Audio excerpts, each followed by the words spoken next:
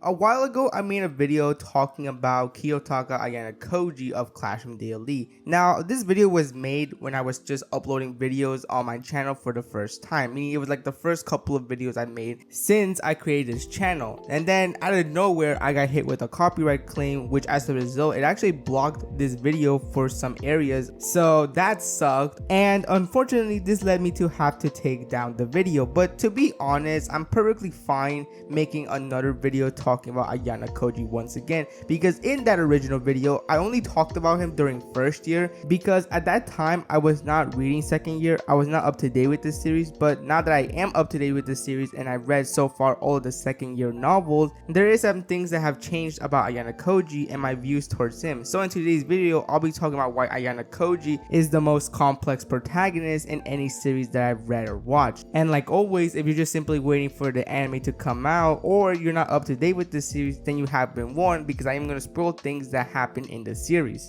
So with that out of the way, let's just begin. So Ayanokoji is my favorite protagonist of any series. He's pretty much one of my favorite protagonists that I've seen of all time. There's just so many things about Ayanokoji, but there's so many things about this series that just makes me want to keep talking about it non-stop. But going back to Ayanokoji, Ayanokoji is a very complex character. There's just so many things about Ayanokoji that are still very mysterious, but at the same time it makes us very interested in his character. There's just so many layers about Ayanokoji that is worth discussing, and that's what we talk about in today's video. So of course, let's just start from the beginning, his background. In the beginning of the series and even throughout second year, we didn't really know much about Ayanokoji's background involving the White Room. There have been hints and bits of pieces of information about what his life was like in the White Room and how he dealt with it, but there was never really a full-on backstory about Ayanokoji's past. That is until volume 0 of Clash from Daily, in which it not only revealed us the origins of the White Room, but also how Ayanokoji's life was like in the White Room, which wasn't the greatest. You see, the White Room was created and founded by his father, who is known as Professor Ayanokoji, a ruthless man who wants results no matter what and doesn't care about other people's feelings or how they feel about a certain situation. That is the kind of father that Ayanokoji has. As soon as Ayanokoji was born, he was already sent to the White Room, and basically in the White Room they basically wanted to create the perfect human being, somebody that's not only the smartest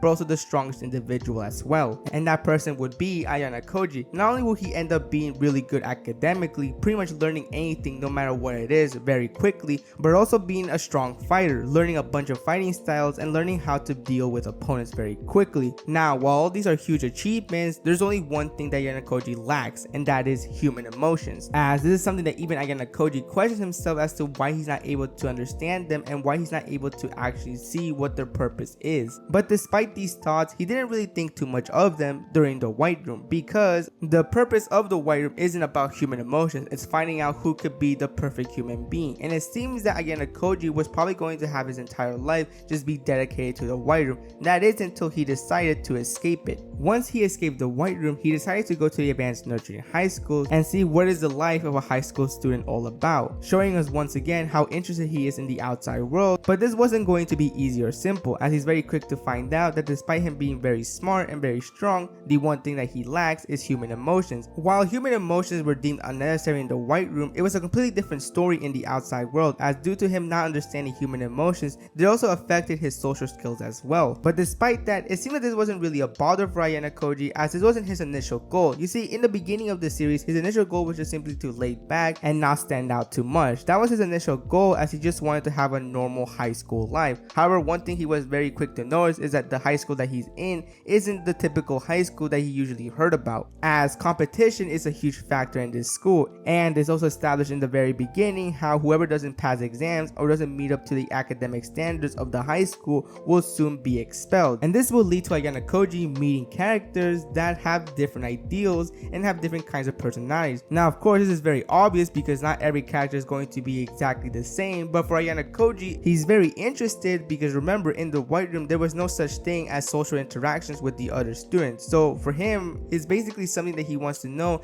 as to why many people act differently and why many people have different thoughts and ideals. And throughout this series, he's very quick to learn why many people act the way they act and why they think the way they think. And to list some examples, there is Horikita, someone who Ayanokoji saw as somebody having huge potential, but the thing that was holding her back was her attitude. There is Koenji, somebody that he's quick to find out that he's holding back and not revealing his full potential, which he also could relate because he's doing the exact same thing. Ryuen, while being ruthless sometimes and having some very aggressive methods, he's not an idiot and it's very clear that he has tricks up his sleeves as well. And then there's Sakinai, somebody that considers herself as a natural born genius and believes that certain people are geniuses as soon as they are born. And with these kind of characters, this got Ayanokoji questioning if it's necessary to even have a white room. You see, he was always made to believe that the white room is the only place in which perfect human beings can be created. However, as soon as he went to this high school and noticed these kind of characters, this is where he kind of questions that idea if the white room is really necessary, because it's very clear that even the outside world, they also have people that also have potential to be considered perfect human beings as well. That is something that Ayanokoji wonders throughout the series, and it's very interesting to see because we get to see a protagonist wonder if everything that they were taught and every ideal that they were given to in a certain place is actually true, or if there's more to it than meets the eye. And this also doesn't just involve characters, it also involves everyday things. Like I said earlier, Ayanokoji has been in the white room for almost his entire life,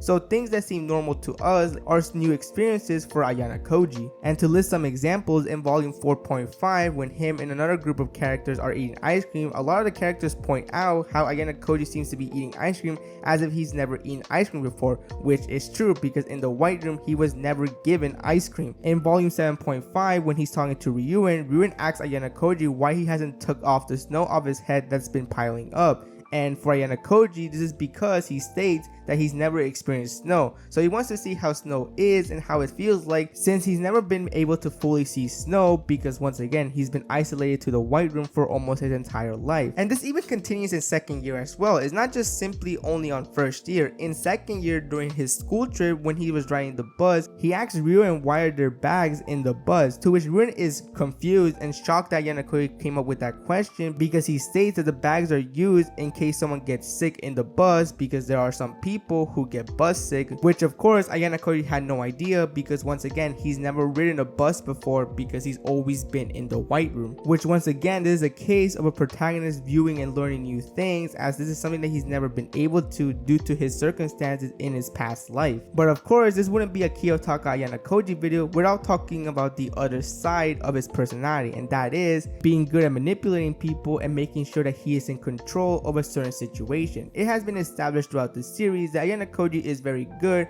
at making sure that people do whatever he tells them to do, whether it's by manipulating them or being in control of a certain aspect about that certain character. And this is where we get to see just how mysterious Ayanokoji is, as sometimes he doesn't really reveal his true intentions throughout most of the time. You see, Ayanokoji is very low profile and doesn't reveal everything all at once. He oftentimes just throws bits and pieces of information but never fully explains it well what his true intentions are or what he's actually trying to do. Whether this is a certain situation involving characters or the special exams that are happening in the school, he never truly reveals what his entire plan is and what is his actual main purpose of making that plan. And this goes the same as goals as well. We don't really know what is Ayanokoji's true goal. He has stated that he has a bunch of things that he's planning on doing before, according to him, he is sent back to the white room as soon as he finishes high school. We don't really know what his true goal actually is, because remember, his initial goal was just simply to lay back and try to live a normal high school life.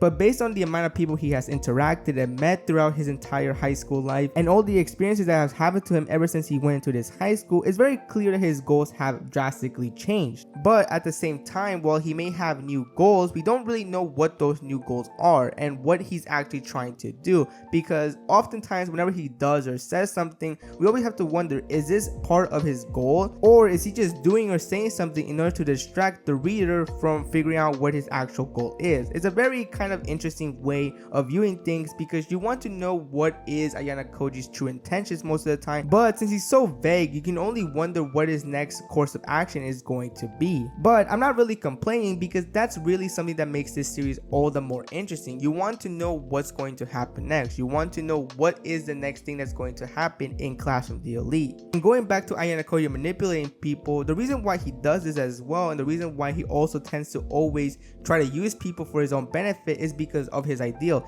He thinks that people are nothing but tools, and the only way to use them right is to make sure that they're beneficial to you. because according to him, as long as he wins, that's all that matters. He doesn't care about what happens to the other people. He doesn't care what his actions lead to later on. As long as he stays winning, that's all that matters. But throughout the series, we see that he slowly views certain characters of the series very differently. Now, of course, it's not to say that he completely got rid of his ideal, because no, he still has habits of making sure he's using people for his own benefit. But there have been many cases in Classroom DLE in which we have seen Ayanokoji view certain people as more than just simply people he could use, and their only purpose is to just simply be beneficial to him. For example, there was the Ayanokoji group, a group that consisted of members like Hasabe, Akito, Yukimura, and Ari. These people were first considered as Ayanokoji's friends because these were the people that Ayanokoji stated he could relax, but also at the same time he had no issues hanging out with them because these are the first people that he considered friends, because he's never really had friends before. Remember, he was always lacking social skills, so because of that, it was very hard for Ayanokoji to be in a friend group. So for him, these people weren't just simply being used as for his own benefits. No, these were people that he considered friends. Although